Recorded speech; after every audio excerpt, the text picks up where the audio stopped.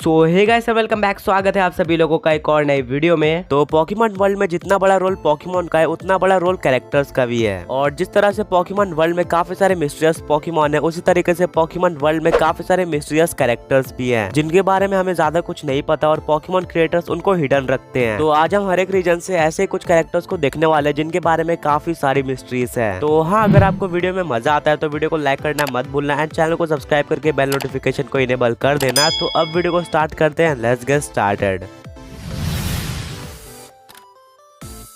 तो हमेशा की तरह स्टार्ट करते हैं कैंटो रीजन से या फिर जनरेशन 1 से। बाकी रीजन्स के मुकाबले इस रीजन में सबसे ज्यादा मिस्टीरियस कैरेक्टर्स थे, जिनमें सबसे पहले थे पैलेट टाउन के बाकी दो ट्रेनर्स। अब पोकेमॉन के फर्स्ट एपिसोड में जब ऐश अपना स्टार्टर लेने जाता है तो प्रोफेसर ओक उसको बताते हैं कि बाकी स्टार्टर पहले किसी और ने ले लिए हैं और उन तीनों स्टार्टर में से एक तो गैरी ने लिया था, बट बाकी के दो ट्रेनर हमें अभी तक नहीं पता चला है कि वो कौन है। कुछ एपिसोड्स तक पोकेमॉन एनिमे में उनके बारे में रेफरेंस मिलती रही थी और हर बार वो ट्रेनर प्रोग्रेस के मामले में ऐश से आगे ही रहते थे, जिससे ऑफ कोर्स पता चलता है कि वो दोनों गैरी के इतने स्ट्रॉन्ग थे और ऐश से तो ज्यादा ही स्ट्रॉन्ग थे। पर आगे जाके पोकेमॉन के एपिसोड 67 में प्रोफेसर ओक ऐश और गैरी को बताते हैं कि तुम दोनों इकलौते पैलेट टाउन के ट्रेनर हो जिसने 8 बैजेस को कलेक्ट किया है और पैलेट टाउन के बाकी दो ट्रेनर्स ने बीच में ही हार मान ली और यही उन दोनों ट्रेनर्स के बारे में लास्ट रेफरेंस था। तो हाँ, इनकी भी आइडेंटिटी अभी तक हमें नहीं पता है और अगर ये इतने स्ट्रॉन्ग ट्रेनर थे तो इन्होंने हार क्यों मान ली। तो हाँ, ये दोनों भी काफी मिस्टीरियस कैरेक्टर है। बाय द वे, मैंने इनके ऊपर एक पर्टिकुलर वीडियो बना रखी है, आप लोग जाके चेकआउट कर सकते हो। अब जो कैंटो के सेकंड मिस्टीरियस ट्रेनर थे वो थे इंडिगो लीग के टॉप 3 ट्रेनर्स या फिर विनर्स। इन तीनों ही ट्रेनर्स को ऑन स्क्रीन कुछ इस तरह का दिखाया गया था और इनकी आइडेंटिटी भी रिवील नहीं करी गई थी और इसी वजह से ये भी एक काफी बड़ी मिस्ट्री बन चुकी है कि इंडिगो लीग के टॉप 3 ट्रेनर्स कौन थे। नाउ अब थर्ड मिस्टीरियस कैरेक्टर की बात करें तो वो है ऐश के फादर। अब ऐश के फादर के बारे में पोकेमॉन एनिमे के अंदर कभी कभी रेफरेंस मिलता रहता है। इवन यूनोवा लीग के अंदर उनकी एक इमेज भी दिखाई गई थी जिसमें वो कुछ इस तरह के दिख रहे थे एंड उनके पास एक रैपिड ऐश भी था, बट इसमें भी उनका फेस काफी ब्लरी दिखाया गया था, जिस वजह से साफ साफ नहीं पता चल रहा था कि वो कौन है। तो हाँ यार, ये भी एक काफी बड़ी मिस्ट्री है कि ऐश के फादर कौन है, वो क्यों ऐश के साथ नहीं रहते या फिर उनको कभी क्यों नहीं दिखाया गया हमें पोकेमॉन एनिमे में। अब जो नेक्स्ट कैरेक्टर इस रीजन में बहुत ज्यादा मिस्टीरियस है वो है ऑफिसर जेनी और नर्स जॉय। अब इनके बारे में हमें काफी कुछ पता है, बट इनको मिस्टीरियस ये चीज बनाती है कि सारी की सारी नर्स जॉय या फिर ऑफिसर जेनी सेम क्यों होती है। हाँ, काफी बार ये बताया गया कि वो सारी की सारी सिस्टर्स है या फिर कजिन्स है, बट सबका एक जैसा दिखना इम्पॉसिबल है और इतनी सारी कजिन्स या फिर सिस्टर्स होना भी इम्पॉसिबल है। और इवन एक एपिसोड में हमें छोटी नर्स जॉय देखने को मिली थी एंड वो भी बिल्कुल सेम थी। तो हाँ, इनके बारे में भी एक काफी बड़ी मिस्ट्री है कि ये सारे के सारे सेम क्यों दिखते हैं। अब बात करें इस रीजन के सेकंड लास्ट मिस्टीरियस कैरेक्टर की तो वो है प्रोफेसर आईवी। अब प्रोफेसर आईवी एक नॉर्मल कैरेक्टर थे पहले, बट बाद में जाके वो काफी मिस्टीरियस बन गए थे क्योंकि पहले तो ब्रॉक उनके साथ रहने का फैसला कर लेता है, बट जब वो वापस आता है तो उनका नाम सुन के वो अजीब सा बिहेव करने लगता था। एक तरह से ब्रॉक को प्रोफेसर आईवी से नफरत हो गई थी और इसी वजह से काफी बड़ी मिस्ट्री बन गई थी कि प्रोफेसर आईवी ने ब्रॉक के साथ क्या किया या फिर प्रोफेसर आईवी कैसी है, और इसका आंसर भी हमें अभी तक नहीं मिला है। और जो लास्ट मिस्टीरियस कैरेक्टर है वो और कोई नहीं बल्कि हमारा ऐश है। अब आप लोग सोच रहे होंगे कि ऐश के बारे में तो पूरी पोकेमॉन एनिमे है, तो उसके बारे में ऐसी क्या मिस्ट्री है। वेल, आप लोग भी काफी अच्छे तरीके से जानते हो कि ऐश की एज और हाइट नहीं बढ़ती है। इनफैक्ट यूनोवा रीजन में जब वो अपने घर पे जाता है तो उसकी हाइट कम हो गई थी। तो हाँ, ये दोनों ऐश के बारे में काफी बड़ी मिस्ट्रीज है।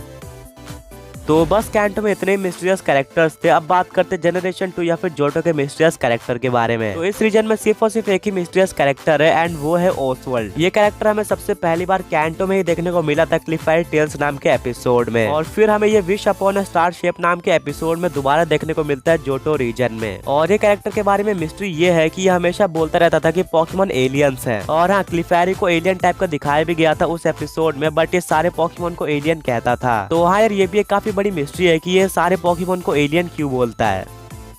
अब नेक्स्ट आता है जनरेशन 3 या फिर होइन रीजन। होइन में 2 मिस्टीरियस कैरेक्टर थे जो कि हमेशा हमें एक ही साथ दिखाए जाते थे एंड वो एक माँ और बेटी थे, और उनकी इमेज आप लोग देख सकते हो। इनका नाम हमें अभी तक रिवील नहीं कराया गया है, बट ये दोनों ही काफी मिस्टीरियस थे क्योंकि अभी तक ये हमें काफी सारे पोकेमॉन एपिसोड्स या फिर मूवीज में देखने को मिल चुके हैं। सबसे पहली बार तो ये हमें Lucario and the mystery of mu में देखने को मिलते हैं जो कि होइन की मूवी थी, और उसके बाद ये अपीयर होते सिनो की मूवी में यानी कि द राइज ऑफ डार्कराय में, और फिर गिराटिन एंड द स्काई वॉरियर में जब जीरो ने ऐश और उसके फ्रेंड पे अटैक कर दिया था तब ये हमें टाउन में दिखाए गए थे। और फिर नेक्स्ट बार ये हमें archers and the jewel of life में देखने को मिलते हैं उसके एंडिंग क्रेडिट्स में। और फिर ये हमें देखने को मिलते हैं ज़ोरआर्क मास्टर ऑफ इल्यूजन नाम के मूवी में, जो कि यूनोवा की मूवी थी। और फिर व्हाइट विक्टिनियन जैक रोम और ब्लैक विक्टिनियन रशीराम में ये हमें 2 बार देखने को मिले थे। और फिर हमें ये दोबारा देखने को मिलते हैं Kyurem versus the sword of justice में 2 बार। नेक्स्ट टाइम ये दोनों अपीयर होते हैं जेनेसेक्ट एंड द लेजेंड अवेकेंड में, जहाँ पे इस मूवी के एंडिंग क्रेडिट्स में ये हमें देखने को मिलते हैं। और फिर हमें ये दोबारा देखने को मिलते हैं hoop and the clash of ages में, और साथ में Volcanian and the mechanical marvel में। दोनों ही कैलोस की मूवी थी। और यहाँ तक कि हमें आई चूज यू और द पावर ऑफ अस में भी देखने को मिल चुके हैं। और इसके अलावा ये अलोला रीजन में सिक्योरिंग द फ्यूचर नाम के एपिसोड में भी अपीयर हो चुके हैं। और फिर हमें ये म्यूटू स्ट्राइक बैक एवोल्यूशन में भी देखने को मिलते हैं। और लास्टली पोकेमॉन की सबसे लेटेस्ट मूवी यानी कि सीक्रेट ऑफ द जंगल में भी ये हमें देखने को मिल चुके हैं। तो हाँ, ये भी एक काफी बड़ी मिस्ट्री है कि मेन कैरेक्टर ना होते हुए भी ये बार बार क्यों अपीयर होते रहते हैं। पिछले पॉकेट क्विज के विनर ये रहे। एंड आज का क्वेश्चन ये है कि पोकेमॉन वर्ल्ड में बिना किसी फॉर्म के किस पोकेमॉन के हाईएस्ट बेस स्टैट्स हैं। अब आगे बढ़ते जेन 4 या फिर सिनो की तरफ। सिनो में सिर्फ और सिर्फ एक ही मिस्टीरियस कैरेक्टर था, बट फिर भी वो अब तक का मोस्ट पॉपुलर मिस्टीरियस कैरेक्टर में से एक है, जो कि है टोबियास। टोबियास हमें सबसे पहली बार लीग अनलीस्ड नाम के एपिसोड में देखने को मिलता है, जहाँ पे कॉन्वे, ऐश और बैरी को बताता है कि टोबियास ने सिर्फ और सिर्फ अपने डाकरे का यूज करके सारे जिम लीडर्स को हरा दिया था। और यहाँ तक कि सिनो लीग की अब तक की वो सारी बैटल सिर्फ और सिर्फ अपने डाकरे का यूज करके जीता है। और इसके बाद वो डायरेक्टली हमें सिनो लीग के सेमीफाइनल्स में देखने को मिलता है, जहाँ पे उसकी बैटल ऐश के साथ होती है। ऐश उसके 2 पोकेमॉन्स को हरा देता है, जो कि होते हैं डाकरा और लाटियोस, बट उसके बाकी बचे पोकेमॉन्स देखने को नहीं मिलते हैं। और तब से लेकर अब तक उसके बाकी बचे 4 पोकेमॉन रिवील नहीं कराए गए, जो कि एक काफी बड़ी मिस्ट्री बन चुकी है। और इसके अलावा ये भी एक काफी बड़ी मिस्ट्री है कि टोबियास ने लेजेंडरी या फिर मिथिकल पोकेमॉन को नॉर्मल पोकेबॉल में कैसे पकड़ा।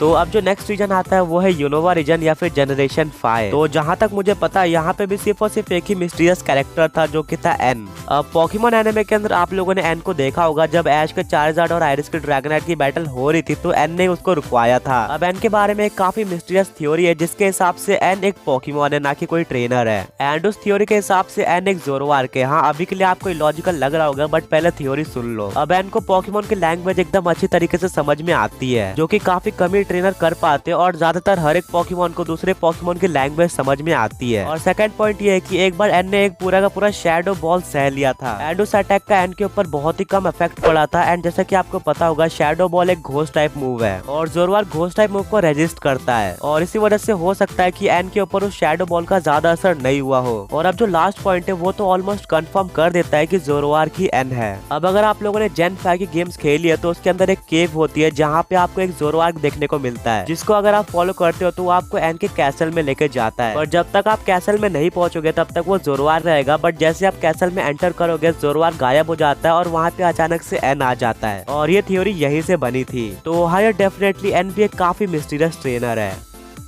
अब आगे बढ़ते जेन 6 या फिर कैलोस की तरफ। यहाँ पे 2 मिस्टीरियस कैरेक्टर थे। सबसे पहले थी घोस्ट गर्ल एंड सेकंड थी कैलोस की चैंपियन यानी कि डिएन था। सबसे पहले बात करें घोस्ट गर्ल की, तो यह हमें देखने को मिलती है पोकेमॉन एक्स एंड वाई के गेम्स के अंदर। एंड जब आप इसके पास पहुंचोगे तो लाइट फ्लैश होने लगती है और म्यूजिक भी अपने आप स्टॉप हो जाता है। एंड ये एक ही चीज बोलती है, जो की है no you are not the one, यानी कि आप वो नहीं हो जिसको ये ढूंढ रही है। और ये बोलने के बाद वो गायब हो जाती है। एंड इसके अलावा वो पूरे गेम में कहीं पे भी देखने को नहीं मिलती। तो हाँ यार, ये भी एक काफी बड़ी मिस्ट्री है कि घोस्ट गर्ल कौन है और ये किसको ढूंढ रही है। और अब बात करें दियांथा की, तो दियांथा इकलौती ऐसी चैंपियन है जिसका कोई भी होम टाउन रिवील्ड नहीं है, और ना ही हमें उसके किसी रिलेटिव के बारे में पता है। तो हाँ यार, पता नहीं सारे चैंपियंस में दियांथा को इतना मिस्टीरियस क्यों रखा जाता है। अलोला में कोई भी मिस्टीरियस कैरेक्टर नहीं था, तो हम डायरेक्टली आते जनरेशन 8 या फिर गलार रीजन पे। तो गलार में जो सबसे पहले मिस्टीरियस ट्रेनर्स है वो है मास्टर 8 ट्रेनर्स। अगर आपको नहीं पता तो ये पोकेमॉन वर्ल्ड चैंपियनशिप के टॉप 8 ट्रेनर्स हैं, और डेफिनेटली हमें ये आगे जाके पता चल जाएगा कि ये सब कौन है। बट अभी के लिए सारे के सारे मिस्टीरियस है। बस उनमें से हमें कुछ ही ट्रेनर्स का नाम पता है, जैसे कि सिंथिया, लियोन, लैंस या फिर रेहान, और बाकी सारे ट्रेनर्स अभी भी अनरिवील्ड है। अब यहाँ का जो next and last mysterious character है वो है एलिस्टर। एलिस्टर गलार का एक जिम लीडर है जो कि हमेशा एक मास्क पहन के रखता है, जिसको वो कभी भी पब्लिकली नहीं उतारता, क्योंकि वो काफी शाय टाइप का है। और वो हमेशा अपने साथ और भी काफी सारे मास्क रखता है, जिससे अगर एक मास्क गिर भी जाए तो वो दूसरा जल्दी से लगा लेता है। पर हाँ, इसकी मिस्ट्री सॉल्व हो चुकी है। पोकेमॉन एनिमे के अंदर भी हमें इसका फेस देखने को मिल चुका है, जो कि आप लोग देख सकते हो, बट इसको किसी भी पोकेमॉन कैरेक्टर ने नहीं देखा था। तो हाँ, बस आज के लिए इतना ही था। अगर आपको वीडियो थोड़ी सी भी पसंद आई तो वीडियो को लाइक करना मत भूलना, एंड चैनल को सब्सक्राइब करके बेल नोटिफिकेशन को इनेबल कर देना। तो हाँ, दोबारा मिलेंगे एक और ऐसे ही ऑसम वीडियो के साथ। तब तक के लिए पीस आउट।